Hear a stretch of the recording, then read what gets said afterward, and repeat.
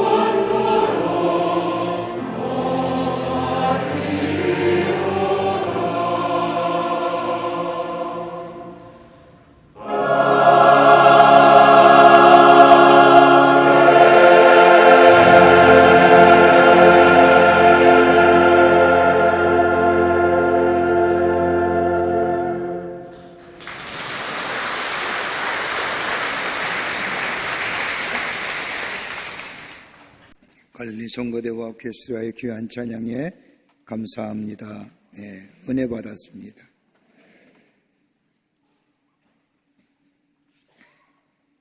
프랑스의 수학자요 철학자인 파스칼은 여러분 아시는지 모르겠지만 12살 나이에 유클리드 수학을 정립하고 16살 나이에 원추곡선이라는 이론을 발표하여 세상을 깜짝 놀라게 합니다.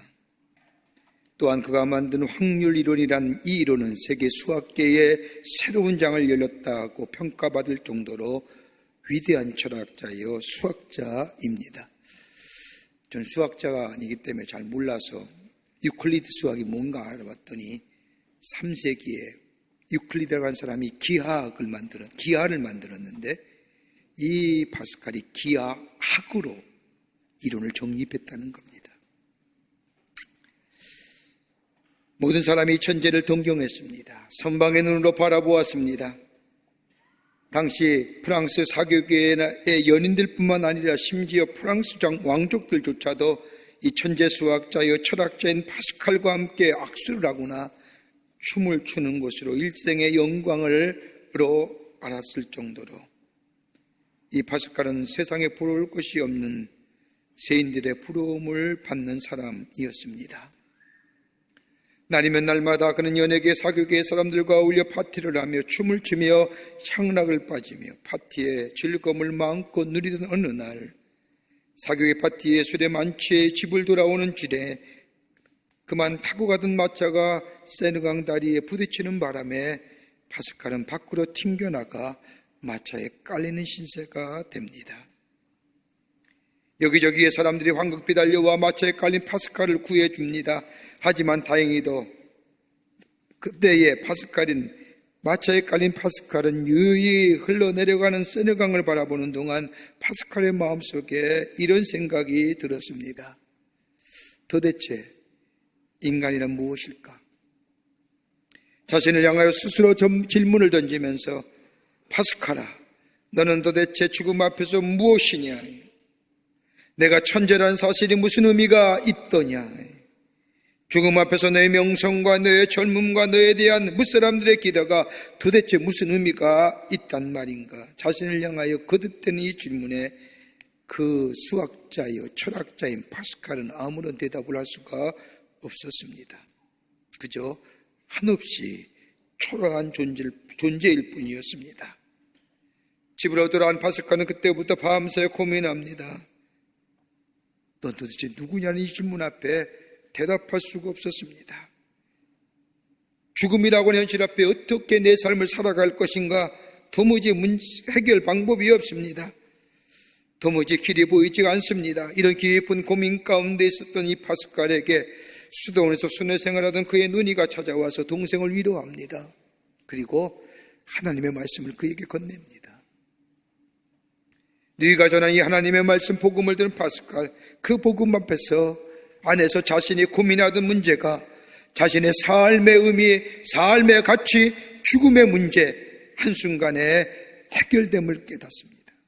그리고 예수를 영접하고 그리고 성결한 삶, 정결한 삶으로 살아가게 됩니다. 이때부터 파스칼의 또 하나의 명칭이 붙여졌는데 수학자요, 철학자요, 신학자라는 겁니다. 신학자로 새롭게 태어난 파스칼의 생애의 모습이라는 겁니다.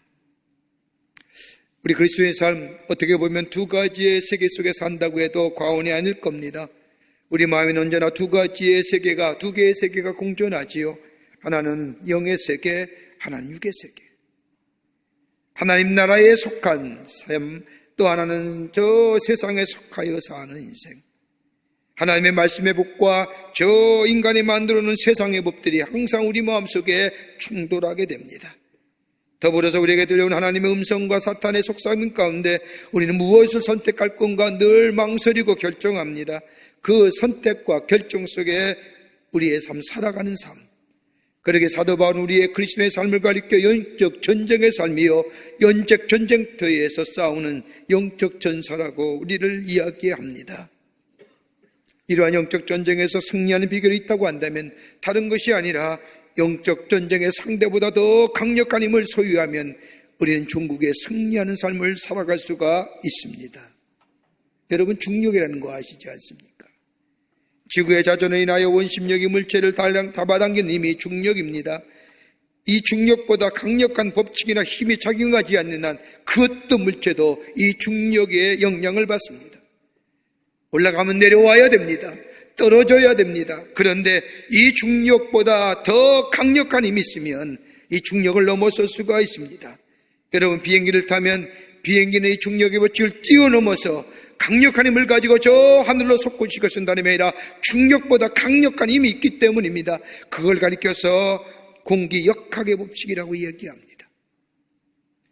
공기 역학의 힘이 중력의 힘보다 더 강력하기에 그 중력을 힘을 넘어서서 하늘을 날아오를 수 있다는 겁니다. 여러분, 세상의 법칙을 넘어서서 세상을 이겨 승리하는 힘이 있다고 한다면 다름이 아니라 강력한 법칙, 그건 다름이 아니라 하나님의 법칙인 줄 믿습니다. 오늘 본문의 말씀을 보세요. 오늘 본문의 말씀은 이스라엘 백성의 여리고성 전투에 관한 말씀을 기록되어 있습니다. 이스라엘 백성이 하나님의 인도하심을 따라 출애굽하여 저 홍해를 건너 광야에 40년을 거친 후에 이제 하나님의 약속하신 땅에 이르게 됩니다. 홍해를 함께 건넜던 모세는 이미 죽었습니다. 그러나 하나님은 여호수아와 함께 하심으로 인하여 요단을 건너게 하시고 하나님께서 약속하신 그 가나안 땅에 이르게 됩니다.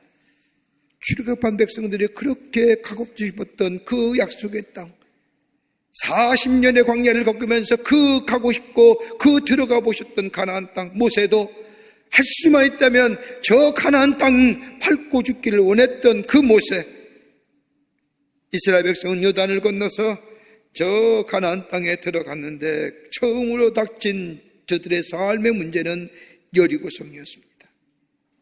이미 모세 때 여리고성을 점령해 정탐했던 12명의 정탐꾼의 보고처럼 그 성은 난공불락의 성이고 엄청난 성입니다. 그 앞에 다다른 이스라엘 백성 어떻게 해야 할지 모를 그때에 하나님은 이스라엘 백성에게 여리고성의 점령에 대한 방법을 가르쳐 주십니다.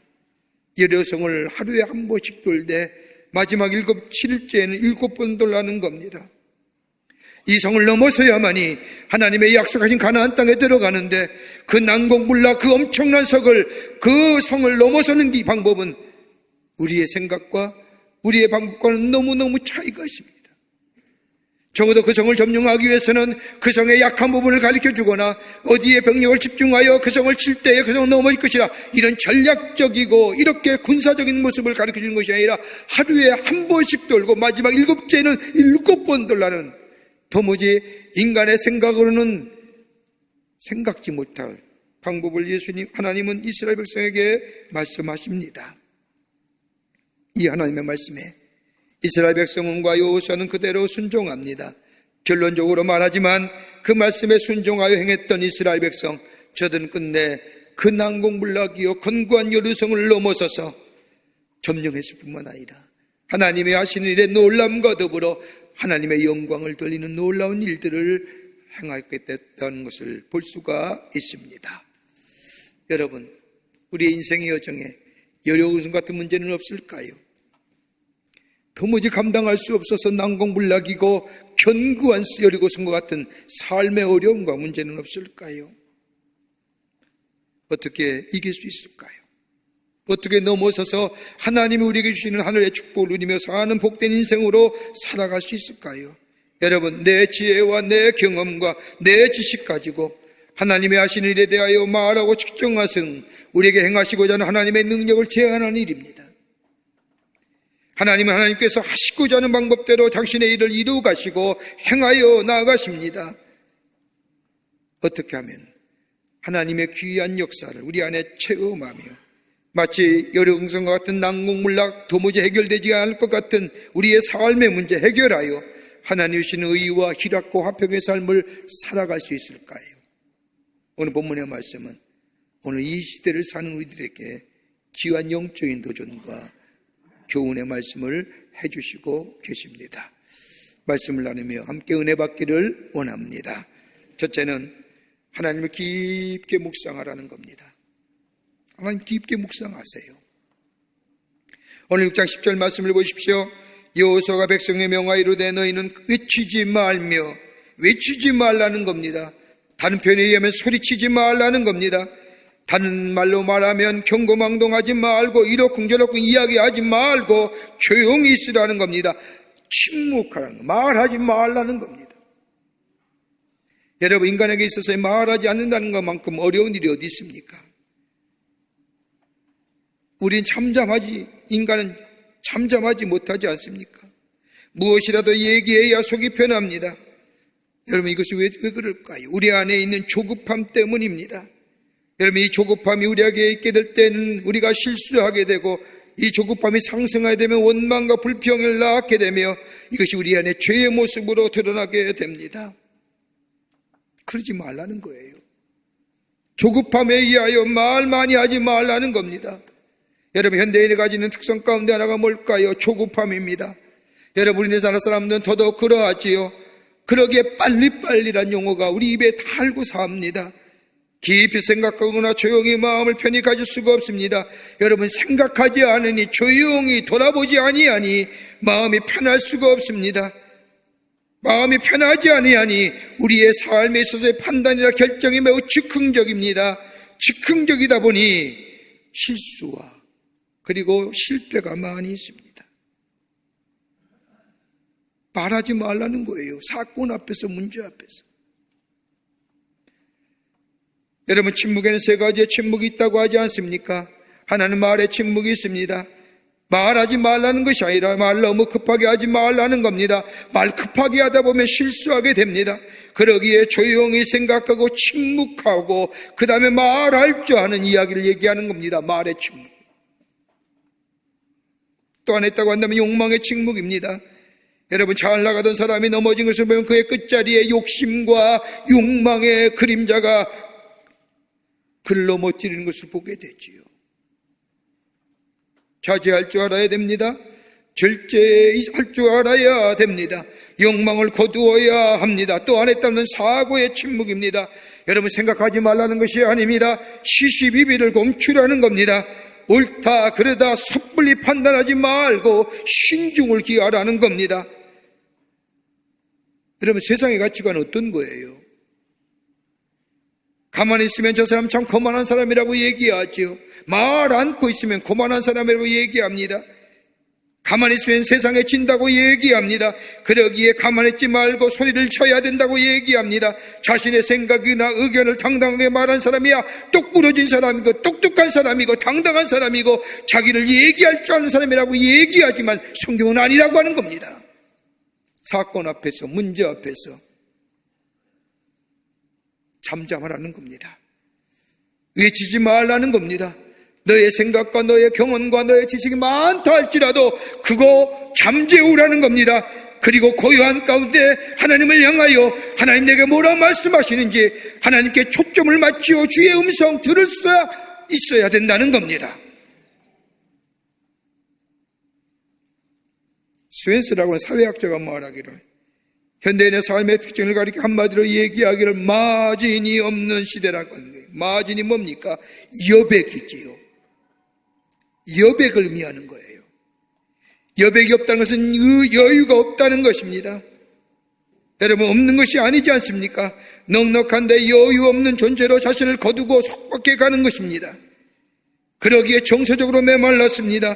마음의 여유가 사라지니 조급해집니다. 조급해지면서 믿음이 사라집니다. 정서적으로 고갈되고 실제적으로 탈지 상태에 이르게 됩니다. 건강지수가 떨어집니다. 언제나 무엇인가 쫓겨서 그렇게도 바쁘지 않는데 여유가 없이 삽니다. 이걸 가리켜서 병리학 정력을 또 한마디로 정리하죠. 스트레스. 여유가 왜 없어요? 왜 시간이 없어요?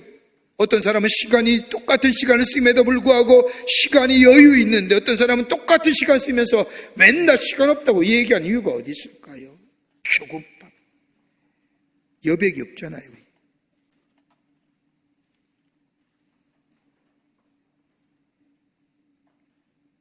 침묵은 그냥 말 안 하는 것이 아니라 침묵한다는 것은 하나님을 깊게 생각하는 겁니다. 하나님을 생각합니다. 침묵하면서 잡다하고 부정적 생각을 하는 것이 아니라 하나님의 약속의 말씀을 기억해냅니다. 더 나아가 나의 삶 가운데 행하신 일들을 다시 한번 생각합니다. 그리고 하나님이 이번 일들로 행하신 일들을 기대하며 나아가 우리 안에 놀라운 하나님의 역사를 경험케 하는 것에 대하여 기대하고 말하지 않는 겁니다.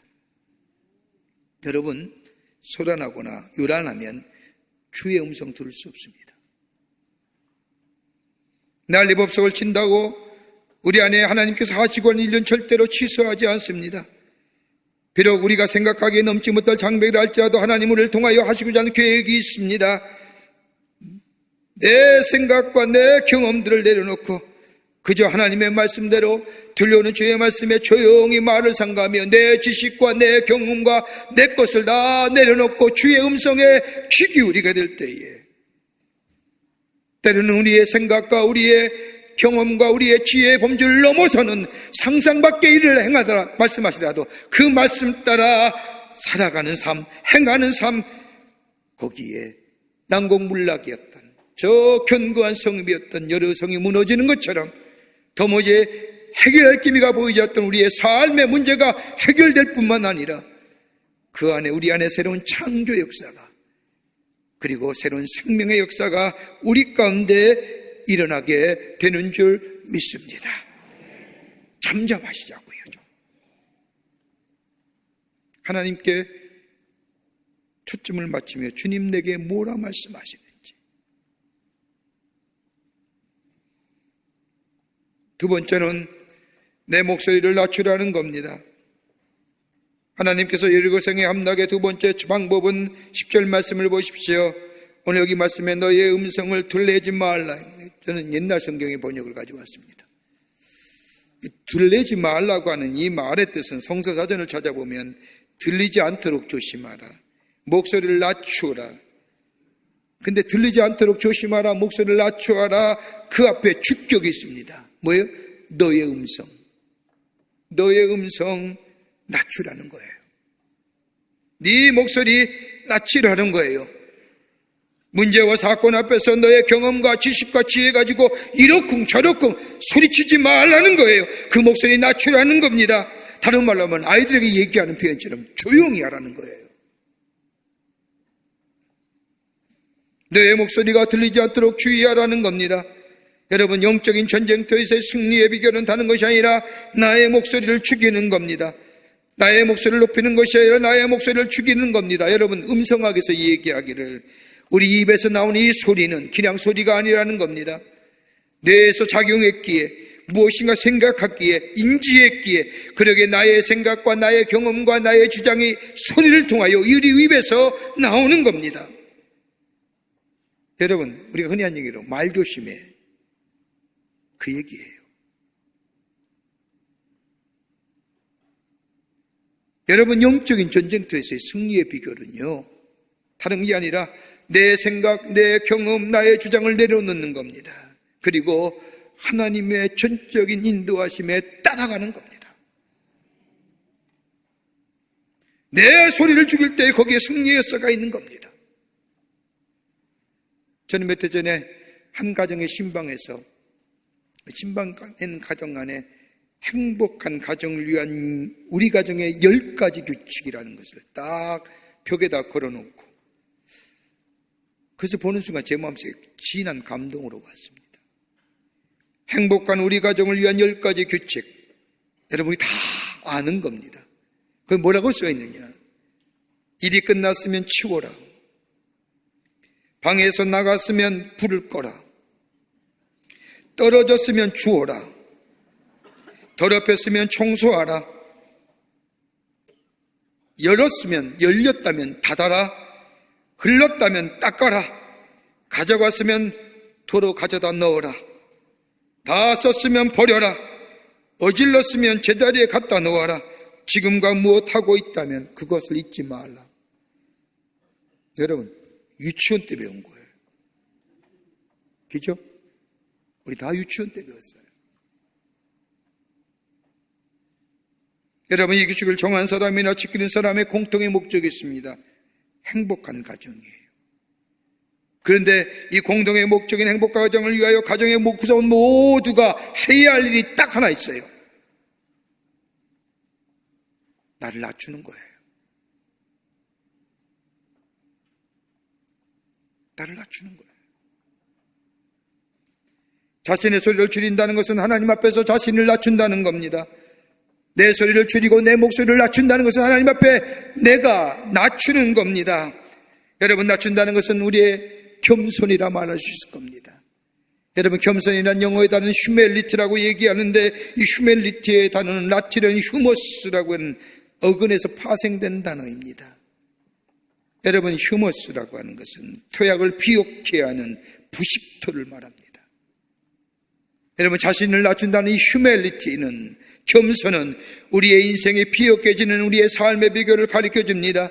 우리 안에 풍성한 열매를 맺기 위해서 필요한 유기물을 공급받아야 되는데, 이 유기물이 뭘까요? 여러분, 부식토가 어떤 걸까요? 미생물들이 살아 꿈튀기는 그 부식토는 다름이 아니라 그 안에 나무나 나무잎이나 나무 껍질이 떨어져서 썩어지고 녹아질 때에 비옥한 토양인 유기물을 공급하는 부식토가 되는 때에 거기에 열매가 맺히되 30배, 60배, 100배의 열매가 맺어지는 것처럼 나를 낮추는 거예요. 나의 소리를 죽이는 겁니다. 내가 죽는 과정입니다. 내가 죽고 내 안의 것들이 죽는 과정, 그럴 때 비로소 비옥한 토양의 사람이 되고 거기에 열매가 맺이되 나만의 기쁨을 넘기는 것이 아니라 30배, 60배, 100배를 모여 다른 사람에게 선한 영향을 미치는 삶으로 살아가게 되는 겁니다. 나를 낮출 때 가능한 거지요. 이걸 가지고 예수님 뭐라고 얘기하십니까? 자기 부인이라고 얘기합니다. 마태복음 16장 24절의 말씀을 보면 예수께서 제자에게 이르시되 누구든지 나를 따라오거든 자기를 부인하고, 나를 부인하는 겁니다. 내 목소리를 낮추는 겁니다. 내가 겸손해지는 겁니다. 그리고 자기의 십자가를 따르고 나를 지고 예수를 따를 때에 거기에 예수의 참된 제자가 될 수가 있습니다. 자기를 부정하는 겁니다. 자기를 부인하는 겁니다. 자기를 부인할 때 하나님의 뜻에 순종할 수가 있습니다. 여러분, 대표 인물이 누굴까요? 사도 바울 아닙니까? 성서학자들에 의하면 바울은 돈이 많았던 사람이라 가설입니다만 로마의 시민권을 샀다고 말합니다. 여하튼 당시의 로마의 시민권은 가장 힘 있는 권세 있는 자의 표징입니다. 시민권을 가지고 있으면 로마의 제국기하에 있던 모든 나라는 자유롭게 여행할 수가 있습니다. 현행 몸이라도 잡혀서 직결 처분받지 않습니다. 로마의 황제에게만이 재판받을 권리가 있습니다. 포기할 수 없는 세상의 권세죠. 그뿐입니까? 가말리엘 문화의 문화생입니다. 가말리엘이라고 하면 당시 1세기 가장 뛰어난 학자요, 그 밑에서 공부했던 사람입니다. 그러기에 헬라의 철학과 그리스의 문명과 히브리의 문학을 다 알았던 사람입니다. 대단한 학식이에요.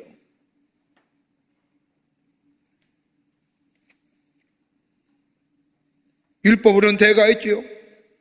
자기가 신봉하는 율법을 지키기 위해서 그리스도인 예수 믿는 사람을 잡으려 다닐 정도로 율법에 대하여 신봉주의자입니다. 혈통으로는요, 베냐민 지파의 베냐민중이라고 순수한 혈통이라는 겁니다. 여러분, 가진 자지요. 그런데 이 사울이 바울 되겠던 것이 뭘까요? 다름이 아니라 예수를 만날 때. 여러분, 사람의 자존심을, 자기의 지탱했던 것들, 자기를 만드는 것들 포기하기 쉬울까요? 아니에요. 그거 쉽지 않아요. 여러분, 예수 믿는다는 게 쉬운 일이 아니에요. 여러분 얼마나 귀한 존재인지 아십니까? 내가 의지하고 내가 나의 삶의 지지대로 생각했던 것을 다 포기하고 예수가 나의 삶의 주인 되심을 고백한다는 게 쉬운 일인 줄 아세요? 그러기에 안 믿는 사람이 더 많은 이유가 여기 있는 거잖아요. 주님을 만나는 순간 자기의 가진 것들을 다 모여 배설물로 여긴대잖아요. 버렸대잖아요. 그리고 뭐예요? 예수가 아는 지식이 가장 고상하다고 얘기하잖아요. 그러면서 뭐라고 얘기해요? 나는 매일매일, 고린도서 15장 31절의 말씀은 나는 매일매일 죽는다고 얘기해요. 그 철학의 무수한 논리들, 그 많은 것들 다 내가 죽었더라. 내가 가지고 있는 물질이나 명예나 확신이나 자존심이나 내 자랑하는 건 매일매일 죽는다는 겁니다. 오늘 본문의 말씀에 표현하면 나를 낮추는 거예요. 내 목소리를 낮추는 거예요. 그리고 들려오는 주의 목소리에 귀 기울이며 주의 말씀에 따라 순종하며 나아가는 것. 그럴 때 여리고성이, 그 견고하고 난공불락했던 여리고성이 무너지고, 그리고 새로운 하나님의 역사가 일어나는 것처럼 우리 소리 낮추세요. 그리고 주님 말씀에 들으세요. 그리고 청종하세요. 그리고 그 말씀 따라 행하는 삶 될 때에 우리의 삶에 그 어떤 여리고성과 같은 견고하고 무너지지 않을 것 같은 우리의 삶의 문제, 우리의 삶의 사건들 무너질 뿐만 아니라 그 안에 새로운 생명의 역사가 일어나고 우리의 삶에는 주님께 주시는 약속하신 아름다움과 풍요로움의 역사가 있게 될 줄 믿습니다.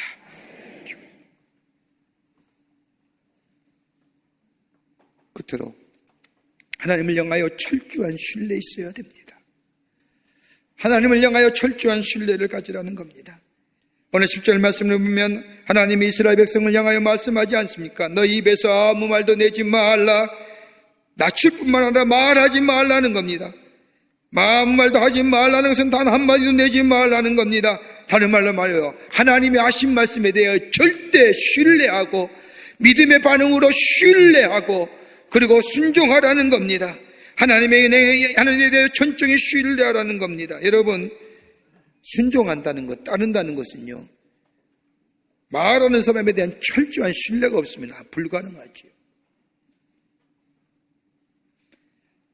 말하지 말라는 것, 그리고 순종하라는 것은 다름이 아니라 하나님의 말씀에 대하여, 하나님을 나는 믿음에 대하여 철저한 믿음의 반응으로 보여지는 행위라고 얘기합니다. 그러게 성경은 순종이 제사보다 낫다고 말하지 않습니까? 하나님을 향한 철저한 신뢰, 거기에 따르는 반응인 순종, 그것이 아무리 예배를 많이 드리고 제사를 많이 드려 할지라도 거기에 믿음의 반응인 순종함이 없으면 그 제사보다 나은 것이 뭐냐? 말씀을 따라 순종하는 것이 낫다는 겁니다.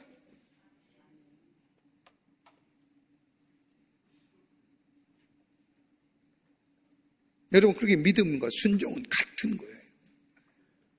믿음만이, 하나님을 향한 믿음이 있을 때 순종할 수 있는 거예요. 요즘 시대를 브랜드의 시대라고 하죠. 레너드 스윗이라고 하는 신학자는 말하기를 20세기를 대면했던 신앙이 지금은 브랜드로 바뀌었다. 여러분, 우리의 삶의 근간을 이루었던, 우리의 삶의 가치를 이루었던 이 믿음의 생활, 여러분 가만히 생각해 보십시오. 20, 30년 전만 해도요, 예수 믿는 데서 얼마나 귀한 일이었는지. 좀 신앙생활 오래 하신 우리 권사님들, 여러분 20, 30년 전만 해도 예수 믿는다는 것, 그 예수님이 믿는다는 것이 우리의 삶의 의미와 가치를 제공했을 뿐만 아니라 그 사람의 정체성을 제공해 주었던 것입니다. 목사도 그랬어요. 20, 30년만 해도 나가서 목사요 그러면 네 목사님 그랬죠. 나는 목사라고 얘기했지만 상대방은 목사님으로 받아줬어요. 근데 지금은요, 목사예요. 그래서요. 여러분, 그것처럼 황당한 일이 없어요.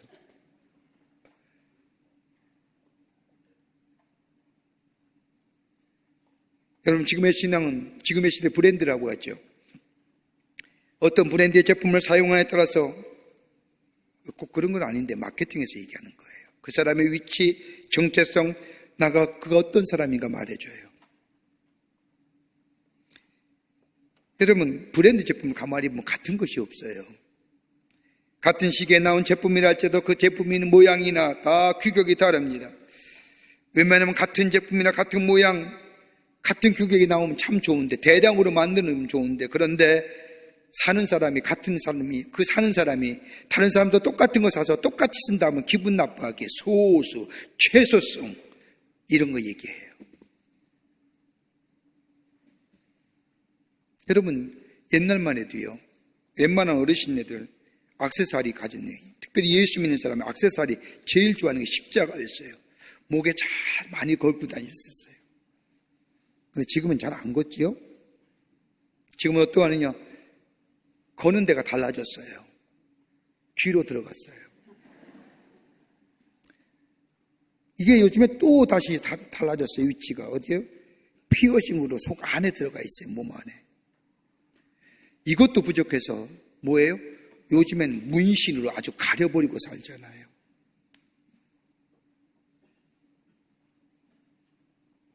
여러분, 브랜드를 만들어가는 가장 중요한 한 가지가 요소가 있습니다.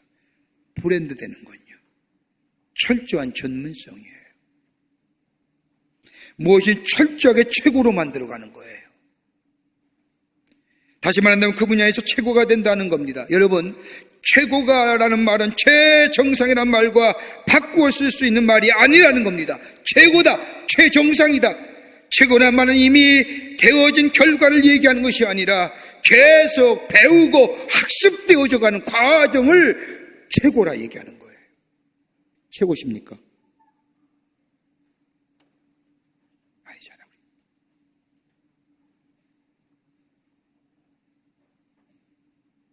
여러분, 그리스도인이 가질 수 있는 브랜드가 뭘까요? 최고요. 만들어져 가는 과정이요. 그리고 많은 사람들에게 인정받고, 많은 사람들에게 아 그래, 저 사람은 예수 믿는 사람이야, 더 나아가 하나님 앞에 인정받고 하나님의 역사가 우리 삶 가운데 이루어지게 하는 가장 최고의 브랜드의 가치 뭘까요? 순종이에요.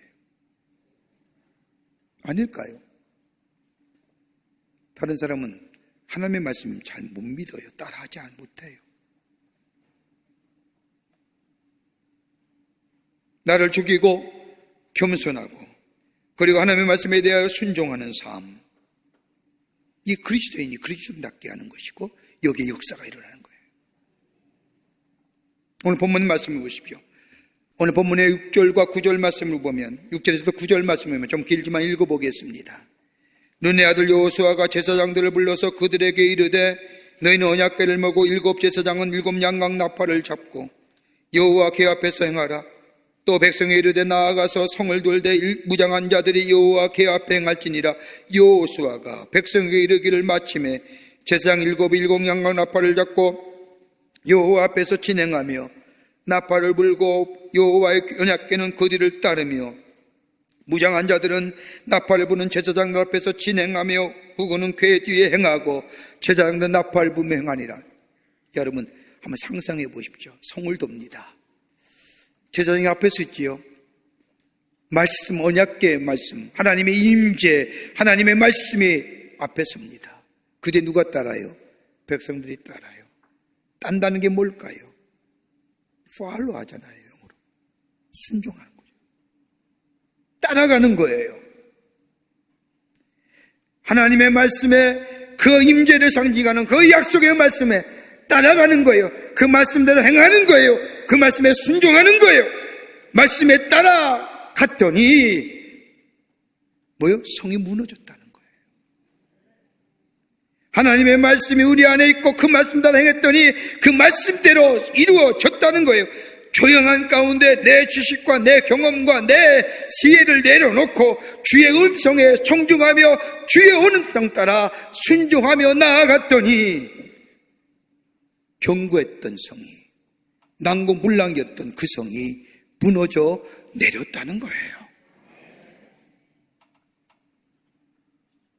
사랑하는 성도 여러분, 우리의 삶에 얼마나 큰 문제가 있습니까? 마치 여러 것처럼 난공불락이고 도무지 해결되지 않는 우리의 삶의 문제. 여러분, 행여 내 지식과 내 경험과 내 능력으로 해결한 대로 여러분 그 문제가 온전히 해결됐을까요?